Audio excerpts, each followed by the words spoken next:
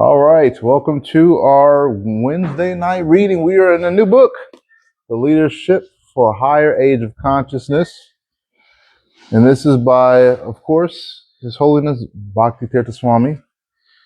And this is the metaphysical perspective to administration, leadership, whether one owns a business, has a family, or responsibilities, or if one just wants to be a better kind of person all around. This is definitely the book. So as per usual, we will read for 30 minutes, and I encourage you all to try to take as many nuggets, as many notes as you can.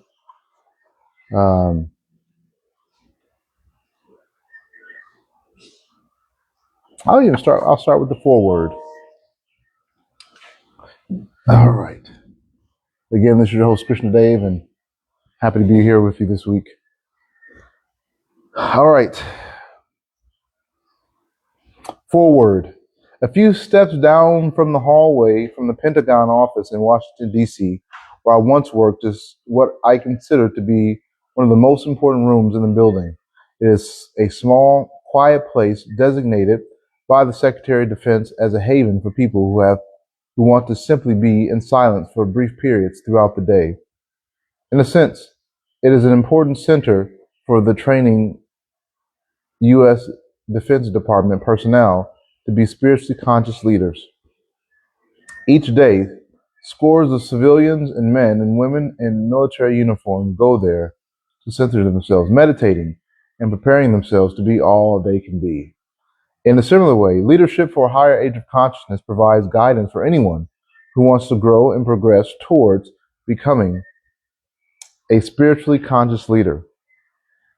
Spiritually conscious leaders are capable of accomplishing much more than most people. The secret for success lies in their commitment to a deep, powerful process, the process of transformation. They know what it takes to remove barriers to their own thinking and actions without hurting others. They are also skillful in empowering others to move beyond their own limitations.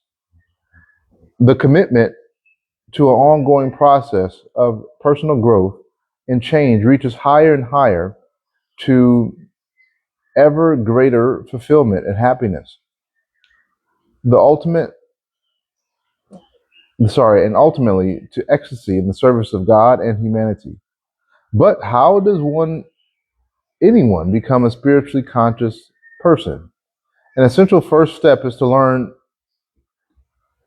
be centered. This requires regular practice in directing the consciousness awareness to the center of one's being. The center of being is ultimately God.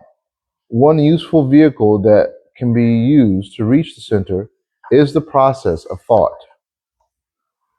The spiritually conscious leader is an unusually adept thinker who has awakened to new possibilities. Such a leader has an understanding of the importance of thought and knows how to use it to cause internal personal change, to empower others to change, and yes, even produce changes in the surrounding environment. Our consciousness is perhaps the most valuable asset we have to shape our destiny, give direction to our life, and generate the result that will fulfill our highest aspirations. Our mind is a builder. It can be useful to build up or tear down, to bring peace or war, health or disease, chaos or harmony. Thoughts are, in a sense, raw materials, building blocks that we use to build the foundations of our dreams come true, to make our dreams come true. When we are one with God in consciousness, our dreams are part of the master plan for a better world. It boggles the mind to understand that our seemingly insignificant thoughts and feelings can do and affect our own circumstances without even knowing it. We are often caught in a condition of mental blindness. Freedom from this condition comes with the realization that thoughts and feelings affect our well-being, our physical bodies, our health and welfare of the communities in which we live. Sometimes it is just as mind boggling for people in positions of authority to understand how they could possibly benefit from surrounding themselves with staff members and other spiritually conscious people who know the most basic principles of transformation. Such people can be powerful supports to leaders who seek to center themselves in higher consciousness. Since the infinite cannot be contained within the finite limits of human thought, only a shift in consciousness can take us beyond the rational domain. It is by entering into the realm of transcendental thought that we finally enter the sanctuary of realization.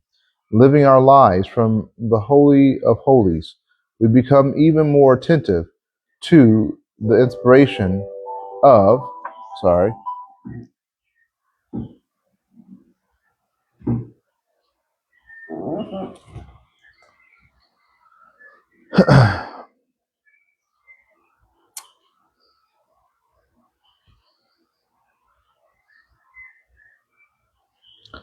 ah, attentive to the inspiration of the Spirit of God moving within us, aware of the awesome power that of the presence of God, aware that God moves the physical world by thought.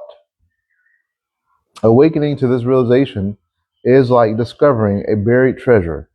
There is indeed a treasure that lies buried within the human beings. The educational process for leaders presented in Swami Krishnapad's book, Bhaktivedanta Swami, uh, starts with the basic premise and seeks systematically to raise it to the surface of conscious awareness. This book offers numerous strategies and helpful guidelines for being a successful leader. Here, the reader will find prescriptions for becoming more personally successful and for guaranteeing a more auspicious future for mankind. The starting point then in school, in learning to become a successful leader for that matter, and learning to be anything, is first to spend some time each day by being. Be all you can be is more than just a catchy slogan used by the U.S. Army to inspire people to reach for excellence. It applies a regular, disciplined practice of being. As you turn the pages of this book, you will read more about what it takes to be a spiritually conscious leader who definitely helps to create a viable future for humanity. And this is from Edward Winchester, staff member, retired, Office of the Secretary of Defense, U.S. Pentagon. Introduction. Are you a leader? Is the role of leadership a part of your life? Is it part of your dreams? If the answer to these questions is yes, this book is written for you. Leaders emerge in every life situation to guide others along a particular path to change and toward the final destination point. Effective leadership is not easy. History has shown that the responsibilities and hazards of leadership are as great as its rewards. Leadership for a higher age of consciousness was specifically written to help people who choose a role of leadership at this time of history, when mature leadership is most needed. However, anyone can apply this principle discussed in this book because they encourage each person, family, organization, and nation to live in a way that upholds the sanctity and stability of all life on this planet. After all, as a global family, we share the collective responsibility for the earth and her well-being. Humankind is currently taking final examinations. Will we pass or fail? The great negativity manifesting in this world today indicates that we need to rethink our present course. We may ask ourselves, who are we? Where are we going? And whom or what are we following? Obviously, we are not happy with our present path. We must change directions. If you, dear leader, feel a responsibility to make a difference, then please read on. We live in an age of global awareness. Global communication networks span the earth, making information from all over the world available to the ordinary person. In addition, we are in the process of discovering the intimate, universal connections between humanity and all other life forms on this planet and in the universe. With this understanding, the meaning of leadership must expand and to include an all-encompassing vision of the whole. Leadership for a higher age of consciousness starts with the list of 10 essential technologies for empowerment management. These technologies, which are useful in a wide variety of situations, can provide valuable points for reflection as you read this book.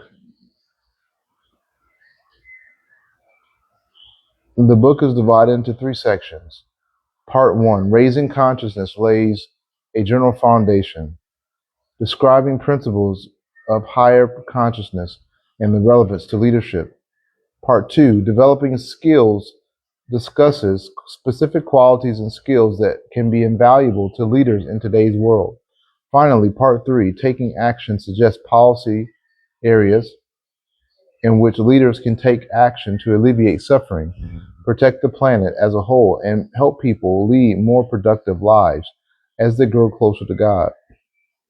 At the end of each chapter is the list of highlights containing 2 important passages from the text for review.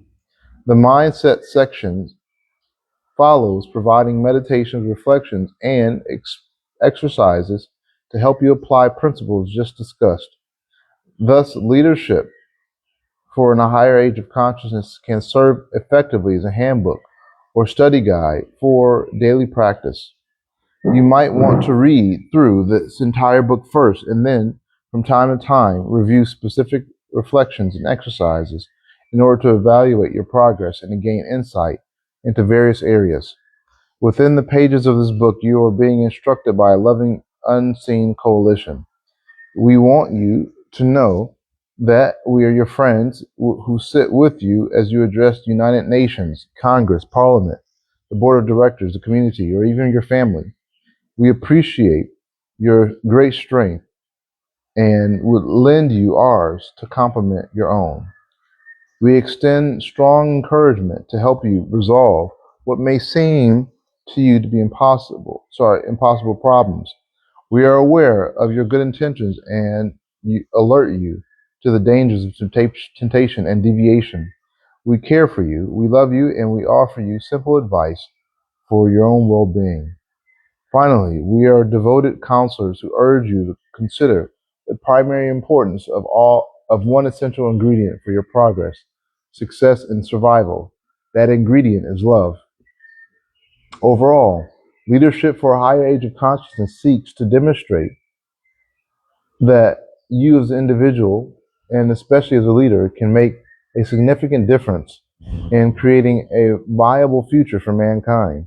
This book is lovingly offered to you and to all day-to-day managers and leaders who represent the heartbeat of the world.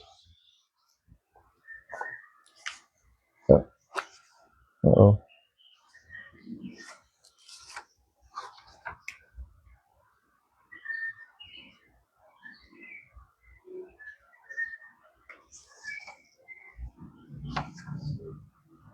Ten essential technologies for empowered management. The metaphysical technologies listed here are simple yet profound tools that you may want to incorporate into management style.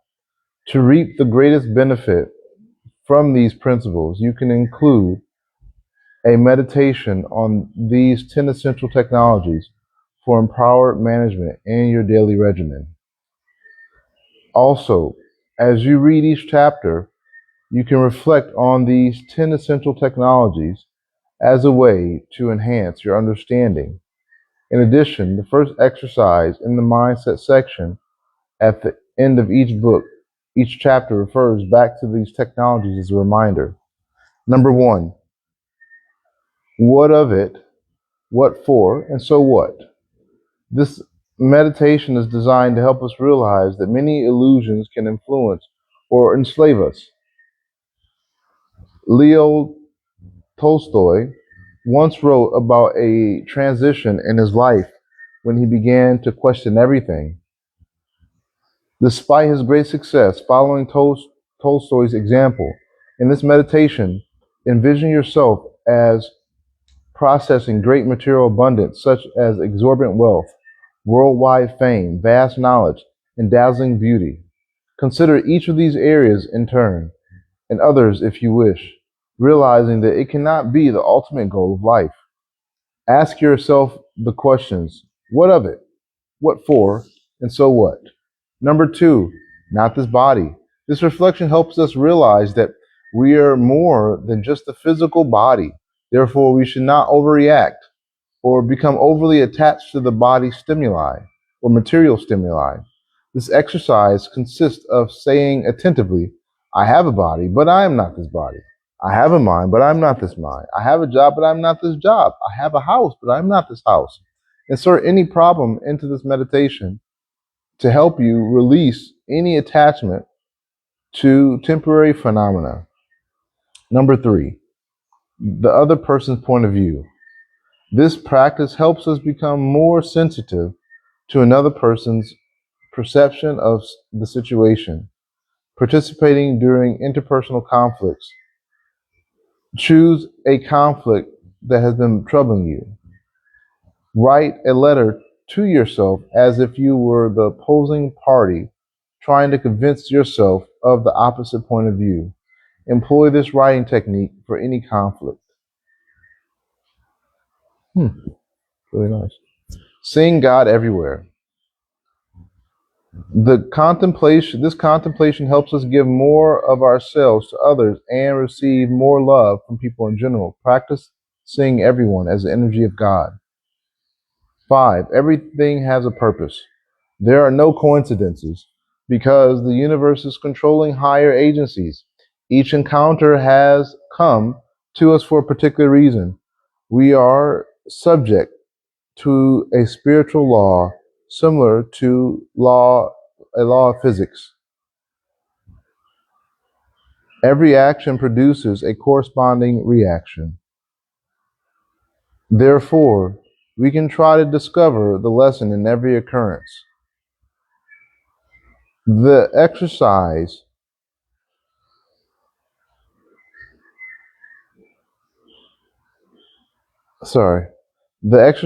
is to turn negative events into positive ones, and positive events into even better ones. If we learn from all events, then everything that happens can become a positive occurrence because we become the wiser. Number 6, accountability. The knowledge that we are monitored by the Supreme and his angelic host will encourage us to live more righteously in order to be awarded rather than punished. The exercise is to imagine that we are always being monitored by God's all-seeing divine vision. Number 7, call for love.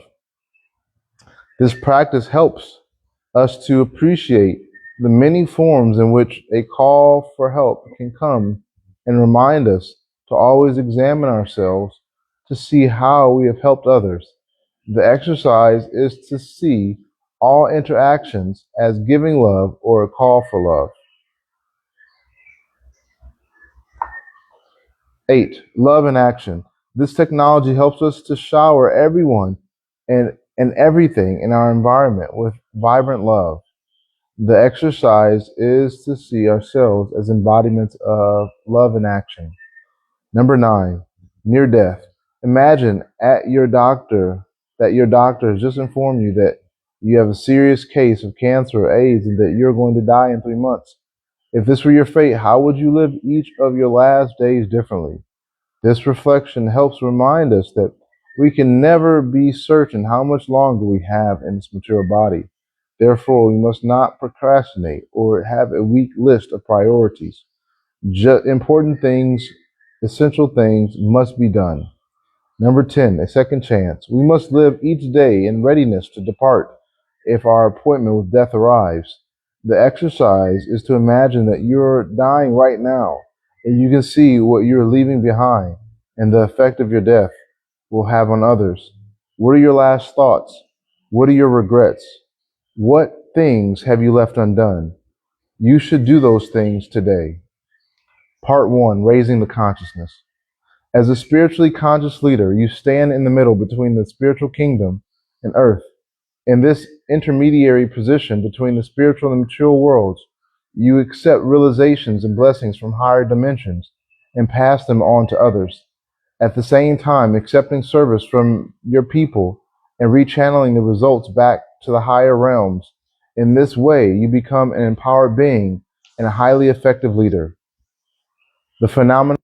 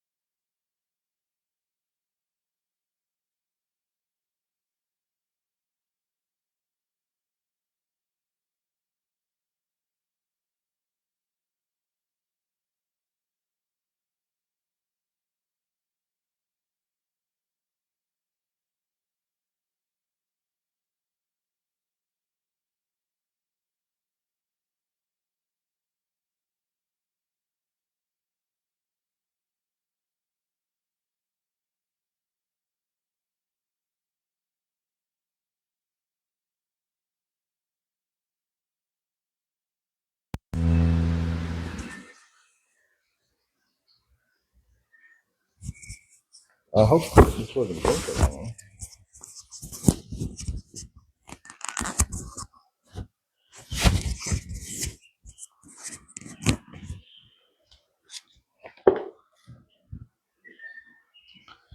Okay, let's see here if that works. Okay. The phenomena of love. For all human beings, love is a constant preoccupation, a never ending central theme. Indeed, the ultimate motivation behind interactions among people is often the desire to experience some form of love. The fact that love is so important has major implications for leadership. In particular, the degree to which leaders acknowledge the value of love in their own lives and the lives of others can determine the success or failure of their undertakings. Far from being irrelevant or impractical, the intention to express love is fundamental for effective leadership. This is so because, in the final analysis, a leader's motivation is communicated to others in countless subtle ways. Leaders whose actions are perceived as self-serving often create disharmony, resentment, and disloyalty.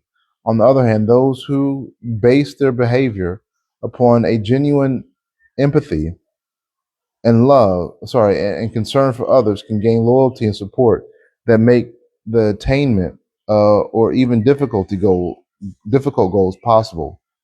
Love versus lust.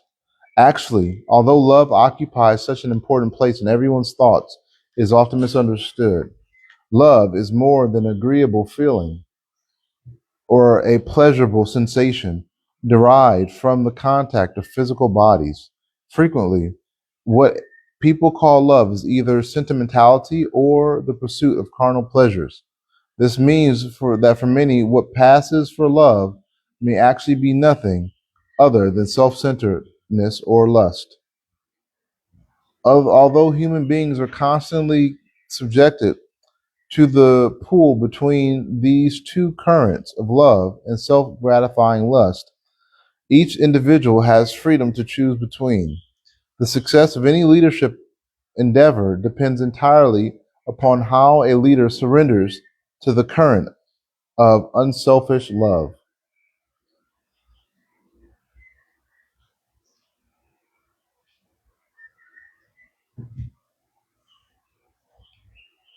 This does not necessarily mean that events proceed gently and smoothly.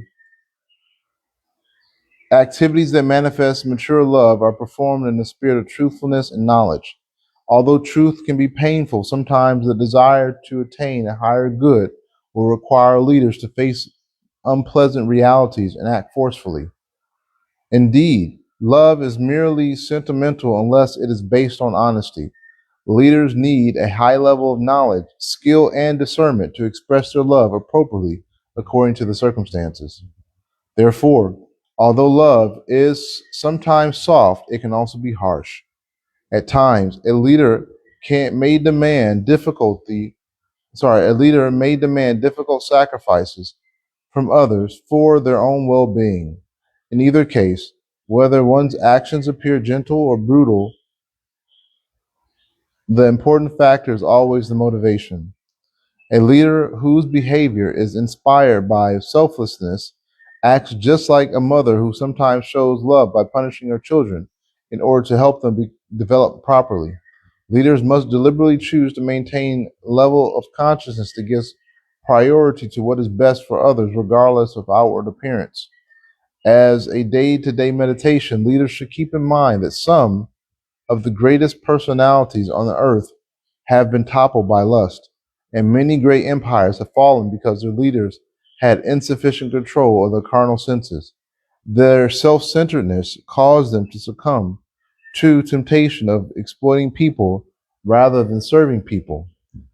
In contrast, leaders today should always remember that leadership is first and foremost an expression of selfless love. We'll read this last part. The divine nature of human beings.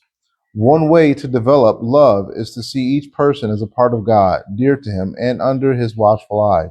Indeed, a form of God exists in the heart of every living being, and it is impossible to reach a level of self realization that enables you, that it is possible to reach a level of self realization that enables you to experience this aspect of God within yourself and others.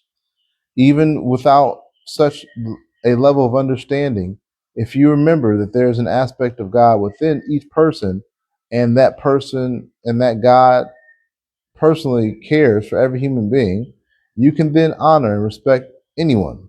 The human race is actually spiritual or divine in nature, just like God, although humans are limited in power while God is unlimited.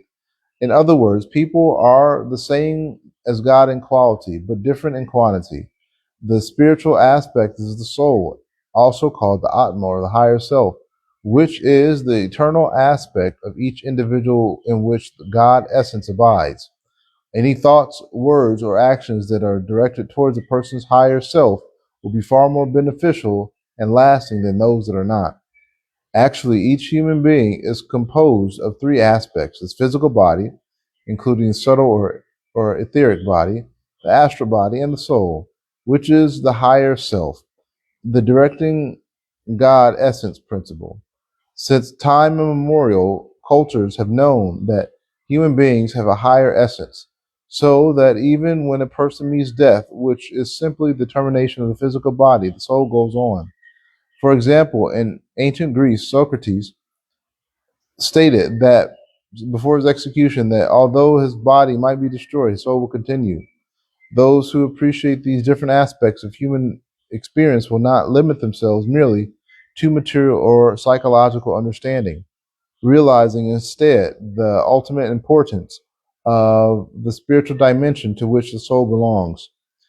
You cannot love others if you do not sufficiently love yourself, because it is impossible to give or share what you don't possess.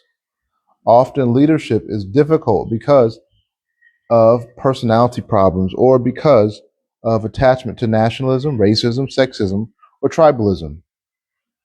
To handle such issues successfully, you can learn to radiate a strong love that comes from loving yourself by acknowledging the divinity that resides within you. Love of self does not mean love of the body or the mind, but of the soul. You do not need to focus on making the body comfortable, stimulating the senses, or pleasing the mind through self adulation or financial gain from others. Instead, you can realize that the body, the senses, and the mind are temporary coverings for being used by the soul. Loving activities are in harmony with the universe. Those who are out of harmony with this universe draw negativity to themselves, whereas those act who are in harmony act in constructive and fruitful ways, protected from harm.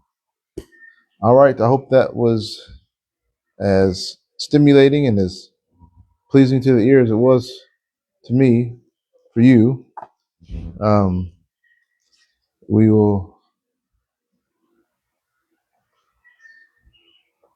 we'll get back to this reading on next week.